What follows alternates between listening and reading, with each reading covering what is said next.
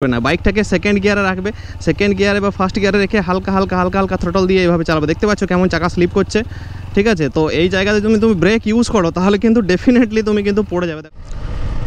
নমস্কার বন্ধুরা, কেমন আছো সবাই? আশা করি সকলে খুব ভালো আছো।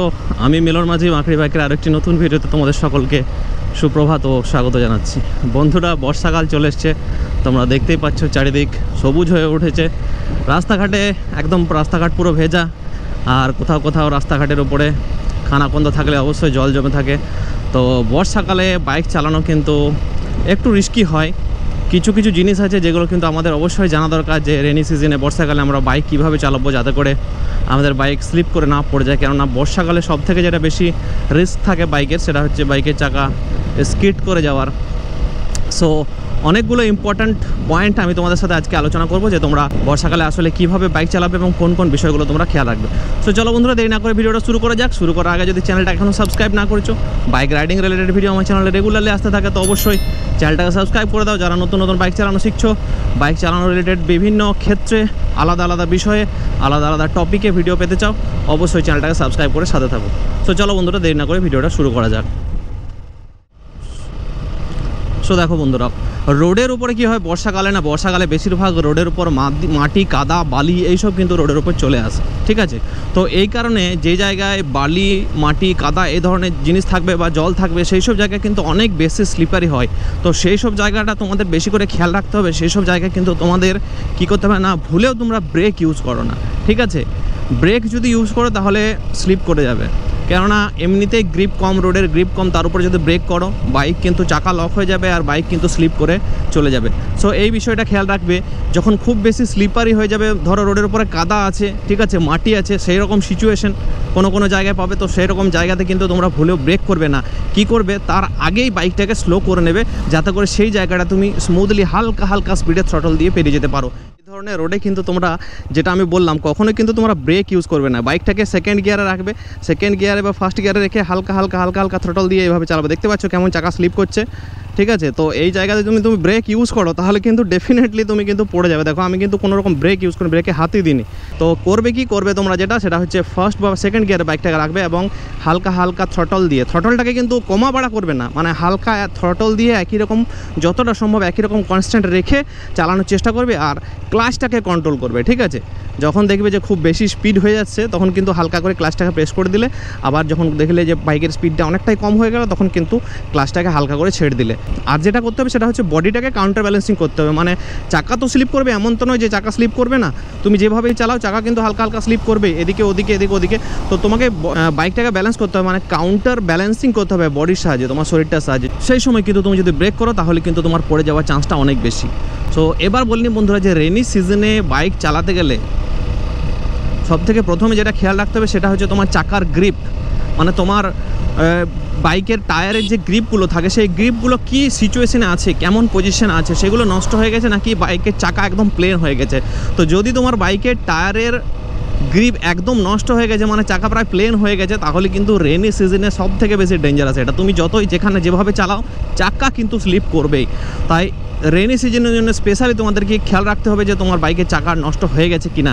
যদি তোমার গ্রিপ নষ্ট হয়ে গেছে, অবশ্যই তোমাকে কিন্তু টায়ার চেঞ্জ করে নিতে হবে, নাহলে নিজের জীবন নিজের হাতে রিস্ক নিয়ে তুমি চালাতে পারো। কিন্তু আমি কখনোই রেকমেন্ড করবো না।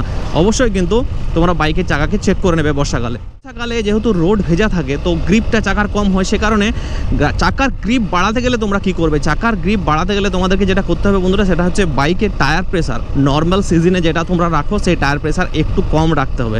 একটু কম টায়ার প্রেসার রাখলেই কিন্তু তোমার বাইকের চাকার গ্রিপ মোটামুটি একটা ভালো গ্রিপ পাবে, তাহলে কিন্তু তোমার স্লিপ করার চান্সটা অনেকটাই কমে যাবে, ঠিক আছে।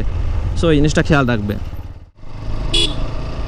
এবার বলি, এই যে দেখতে পাচ্ছ ধারে ধারে সাইডে সাইডে জল কাদা জমে আছে, তো সবসময় তোমাকে অ্যাভয়েড করতে হবে। যত ধরো কোনো সামনের দিক থেকে কোনো গাড়ি এলো, ঠিক আছে, তুমি এমন স্পিডে চালাবে না যে তোমাকে একদম সাইডে নেমে যেতে হয়।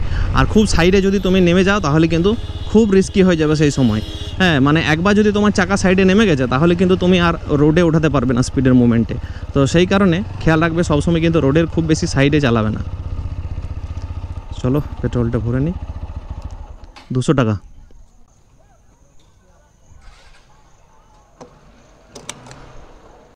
তো এই যে দেখো রোডের মাঝখানে যদি এরকম জল জমে থাকে, দেখতে পাচ্ছ এরকম জল জমে থাকে, সবসময় তোমরা অ্যাভয়েড করবে এইরকম জল কিন্তু তোমরা সাইড দিয়ে চালানো, ঠিক আছে। আর যদি দেখো যে পুরো রাস্তাটায় জল আছে তখন কিন্তু তোমাকে জলের উপর দিয়েই চালাতে হবে। তো সেক্ষেত্রে কি করবে, সেক্ষেত্রে কিন্তু বাইকটাকে আগে তোমরা স্লো করে নেবে, না হলে কিন্তু বিপদে পড়ে যাবে। কেননা তোমরা জানো না যে জলটার নিচে গর্ত কতটা আছে। বর্ষাকালে এমন এমন জায়গা আছে দেখে মনে হবে কি, দেখে মনে হবে যেন বেশি গর্ত টর্ত কিছু নেই, উপরে সামান্য একটু জল জমে আছে।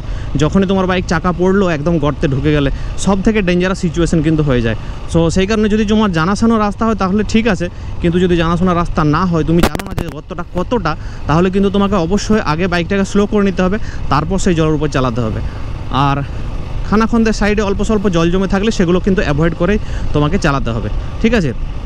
আরেকটা জিনিস বলে দিই, বর্ষাকালে বা যে কোনো সিজনেই হোক এই জিনিসটা তোমরা সবসময় খেয়াল রাখবে, রোডের এই যে মাঝ বরাবর কিন্তু কখনোই চালাবে না। এই যে আমি মাঝ বরাবর চালাচ্ছি, এই মাঝ বরাবর কিন্তু কখনোই চালাবে না। মাঝ বরাবর চালালে কি হয় না, তোমার যেটা বাইকের টায়ার আছে সেই বাইকের টায়ারের গ্রিপ কিন্তু অনেক কম পাবে, ঠিক আছে। মানে এটা রোড কেমনভাবে থাকে, রোডের মাঝখানটা একটু উঁচু থাকে, সাইডে দুটো ঢাল থাকে।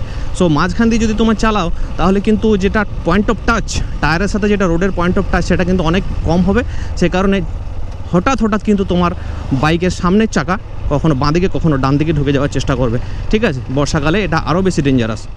সো নেক্সট যে পয়েন্টটা কথা বলবো বন্ধুরা, যে এইরকম সিচুয়েশনে বর্ষাকালে দেখবে রাস্তায় খানাখন্দ থাকার কারণে বা জল থাকার কারণে আমরা যখন অ্যাভয়েড করি তখন আমরা অনেক সময় কী করি, কাউন্টার স্টিয়ারিং করি। মানে হঠাৎ এই যে চলছি হঠাৎ বাইকটাকে এরকমভাবে কাউন্টার স্টিয়ারিং করে আমরা পাশ কাটিয়ে যেতে চাই। তো এই বর্ষা সিজনে কিন্তু এই জিনিসটাকে বেশিরভাগ সময় তোমাকে অ্যাভয়েড করতে হবে।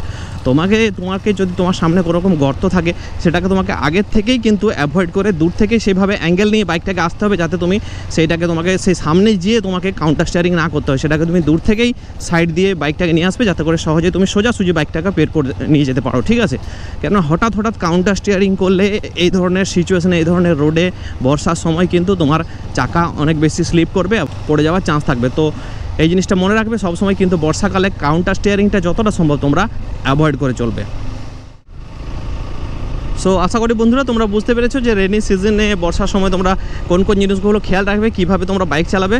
সো আশা করি তোমাদের কিছুটা হলেও হেল্প হবে। যদি ভিডিওটা তোমাদের ভালো লাগে থাকে অবশ্যই কিন্তু ভিডিওতে একটা লাইক করে দিয়ে চ্যানেলটাকে সাবস্ক্রাইব করতে ভুলো না। নেক্সট আরও অনেক অন্য টপিক রিলেটেড ভিডিও আসছে, যেহেতু বর্ষা সিজন খুব একটা ভিডিও দিতে পারছি না, কিন্তু চেষ্টা করবো তাও খুব জলদি ভিডিও দেওয়ার। সো চলো বন্ধুরা আজকের ভিডিওটা এখানে শেষ করছি, দেখা হচ্ছে পরের ভিডিওতে।